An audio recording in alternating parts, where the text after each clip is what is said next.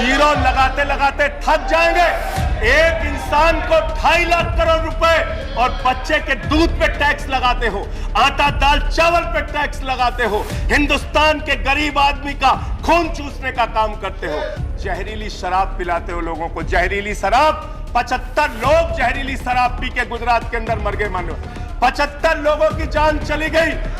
ये सरकार पूंजीपतियों की सरकार है मानव, ये बिल्डर्स के लिए काम करते हैं। अरे ये पैसा गया नरेंद्र मोदी जी के मित्रों के पास गया, मित्रों के पास गया। मैं आपको बताता हूं मान्यवर कहां गया। 20,000 करोड़ रुपए लेके नीरव मोदी, मेहुल चौकसी भाग गया। 10,000 करोड़ रुपए लेके विजय माल्या भाग गया। 3,000 करोड़ रुपए लेके ललित मोदी भाग गया। 6,000 करोड़ लेके नितिन संदेशरा भाग गया। और ये मेरी जानकारी नहीं है, ये मेरी जानकारी नहीं मान्यवर, इस सरकार ने बताया पूंजीपतियों का 11 लाख करोड़ रुपए माफ किया। 11 लाख करोड़ रुपए। आप जीरो लगाते लगाते थक जाएंगे मान्यवर, इतना पैसा इन्होंने पूंजीपतियों को माफ किया।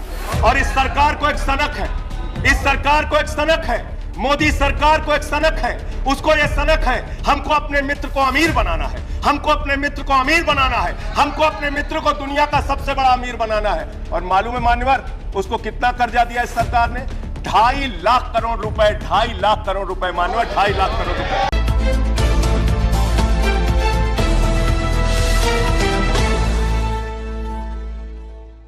महंगाई जैसे महत्वपूर्ण मुद्दे पर मुझे अपनी बात कहने का मौका दिया। जिस महंगाई से पूरा देश कराह रहा है, मैं चंद लाइनों से अपनी बात शुरू करूंगा कि वो जिनके हाथ में हर वक्त छाले रहते हैं, वो जिनके हाथ में हर वक्त छाले रहते हैं, आबाद उन्हीं के दम पे महल वाले रहते हैं। ये देश जिनके हाथ में छाले हैं मान्यवर, उन्हीं के दम पर है, उन्हीं के दम पर है। लेकिन ये सरकार किसके लिए काम कर रही है? नौजवान कहता है नौकरी दे दो, सरकार कहती है पैसा नहीं है, अग्निवीर लेके 4 साल की नौकरी करो। भारत की सेना कहती है पैसा दे दो, सरकार कहती है तुम्हारे बजट का 63,000 करोड़ रुपए कम करेंगे। माताएं बहनें कहती हैं गैस का सिलेंडर बढ़ गया, बच्चे के दूध का दाम बढ़ गया, आटा दाल चावल महंगा हो गया, उसको कम कर दो, सरकार कहती है पैसा नहीं है। किसान कहता है फसल का दाम दे दो, फसल का दाम दे दो, सरकार कहती है पैसा नहीं है। अरे बुजुर्ग कहते हैं हमारी रेल की तीर्थ यात्रा, उसकी रियायत क्यों कम कर दी? सरकार कहती है हमारे पास पैसा नहीं है। देश के लोग कहते हैं शिक्षा का बजट तो बढ़ा दो, सरकार कहती है 2% से ज्यादा बजट नहीं है। अरे स्वास्थ्य का बजट तो ठीक कर दो, मोदी जी सरकार कहती है पैसा नहीं है। मानवर ये पैसा गया कहां? किसके पास गया ये पैसा? अरे ये पैसा गया नरेंद्र मोदी जी के मित्रों के पास गया, मित्रों के पास गया। मैं आपको बताता हूं मान्यवर कहां गया। 20,000 करोड़ रुपए लेके नीरव मोदी, मेहुल चौकसी भाग गया। 10,000 करोड़ रुपए लेके विजय माल्या भाग गया। 3,000 करोड़ रुपए लेके ललित मोदी भाग गया। 6,000 करोड़ लेके नितिन संदेशरा भाग गया।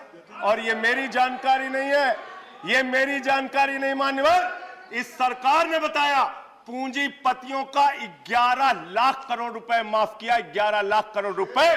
आप जीरो लगाते लगाते थक जाएंगे मान्यवर, इतना पैसा इन्होंने पूंजीपतियों को माफ किया। और इस सरकार को एक सनक है, इस सरकार को एक सनक है, मोदी सरकार को एक सनक है। उसको ये सनक है हमको अपने मित्र को अमीर बनाना है, हमको अपने मित्र को अमीर बनाना है, हमको अपने मित्र को दुनिया का सबसे बड़ा अमीर बनाना है। और मालूम है मान्यवर उसको कितना कर्जा दिया इस सरकार ने? 2.5 लाख करोड़ रुपए। 2.5 लाख करोड़ रुपए मान्यवर, 2.5 लाख करोड़ रुपए। जीरो लगाते लगाते थक जाएंगे। एक इंसान को 2.5 लाख करोड़ रुपए और बच्चे के दूध पे टैक्स लगाते हो, आटा दाल चावल पे टैक्स लगाते हो, हिंदुस्तान के गरीब आदमी का खून चूसने का काम करते हो। सरकार किसके लिए चल रही मान्यवर? यह सरकार किसके लिए चल रही है? इसको ध्यान से हमें सोचना पड़ेगा। जब हम इसी सदन में किसान के काले कानून का विरोध कर रहे थे, हमें सस्पेंड करके बाहर कर दिया गया।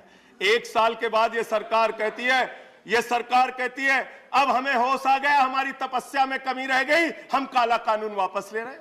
क्यों भाई, 1 साल पहले कानून वापस ले लेते तो 750 किसानों को शहीद नहीं होना पड़ता। आज एक छोटी सी बच्ची, 6 साल की बच्ची ने प्रधानमंत्री को चिट्ठी लिखा है मान्यवर। उसने लिखा है, मम्मी से जब पेंसिल मांगती हूं तो मम्मी मुझे मारती है, मम्मी जब पेंसिल मांगती हूं तो मम्मी मुझे मारती है। वो कीर्ति दुबे पूछ रही है मान्यवर, मोदी जी कहां है, मोदी जी कहां है। मैं उस कीर्ति दुबे को बताना चाहता हूं, मोदी जी की पूरी सरकार झारखंड में विधायकों की मंडी में व्यस्त है, विधायकों की मंडी में व्यस्त है। विधायक के खरीदने में लगे मान्यवर, विधायक खरीदने में लगे। ये पूंजीपतियों की सरकार चल रही है, पूंजीपतियों की गुलामी करने वाली सरकार चल रही है, जो इस देश के अंदर महंगाई बढ़ाने का काम करती है। गरीब के लिए खाने के लिए पैसा नहीं, 800 दवाओं पर, कैंसर की दवा पे, किडनी की दवा पे, टीबी की दवा पे आपने दाम बढ़ा दिया। आपने अस्पताल के कमरे तक पे दाम बढ़ा दिया। आपकी सरकार डीएचएफएल के लिए काम करती है। 34,000 करोड़ रुपए बैंकों का घोटाला डीएचएफएल ने किया और 29 करोड़ रुपए भारतीय जनता पार्टी को चंदा दिया है मान्यवर। इनसे हिसाब मांगना चाहिए। क्यों नहीं जाती ईडी इनके पास, क्यों नहीं जाती सीबीआई इनके पास, इनसे सवाल पूछना चाहिए मान्यवर। मैं सिर्फ इतना कहना चाहता हूं, आप खाने के लिए आपके पास, सरकार के पास पैसा नहीं, उस पर तो टैक्स बढ़ा देते हो, लेकिन गुजरात के अंदर जहरीली शराब पिलाते हो लोगों को, जहरीली शराब।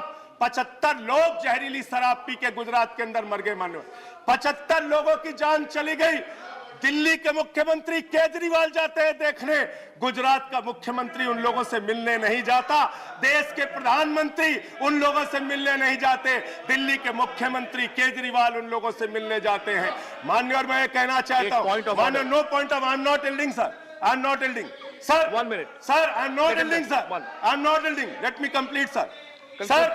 सर बस खत्म कर रहा हूं, कंक्लूड कर रहे हैं, उसके बाद आई टेक द पॉइंट। ये सरकार पूंजीपतियों की सरकार है मान्यवर, ये बिल्डर्स के लिए काम करते हैं। मैं आपको बता रहा हूं, गुजरात में मान्यवर, गुजरात के अंदर, गुजरात में नवासारी एक जगह है, गुजरात में सीआर पाटिल के सांसद, नहीं sir I am not yielding, इसी चेयर से कहा गया जब बोलते रहो तो किसी को पॉइंट ऑफ ऑर्डर नहीं देंगे। No no no sir, no I am not yielding.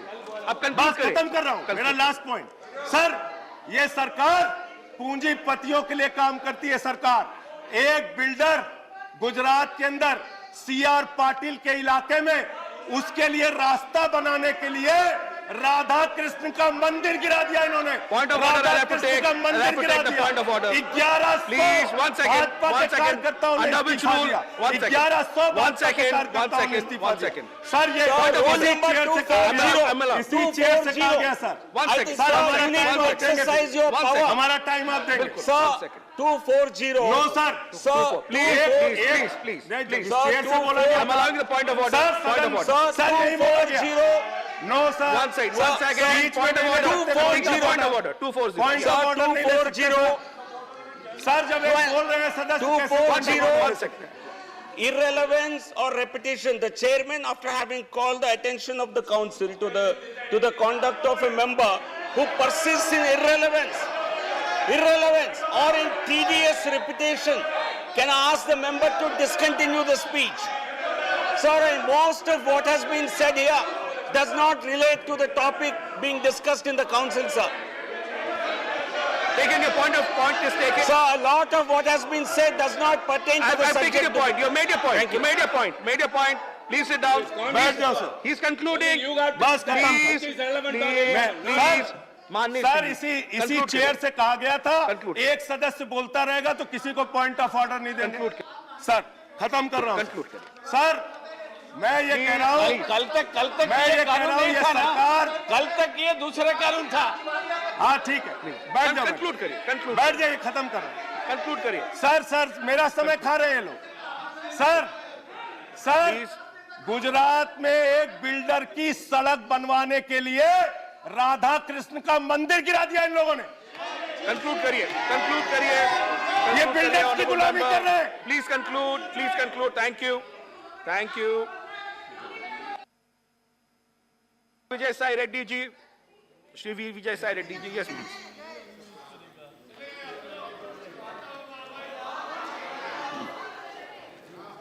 Please please. Thank you, Vice Chairman, sir.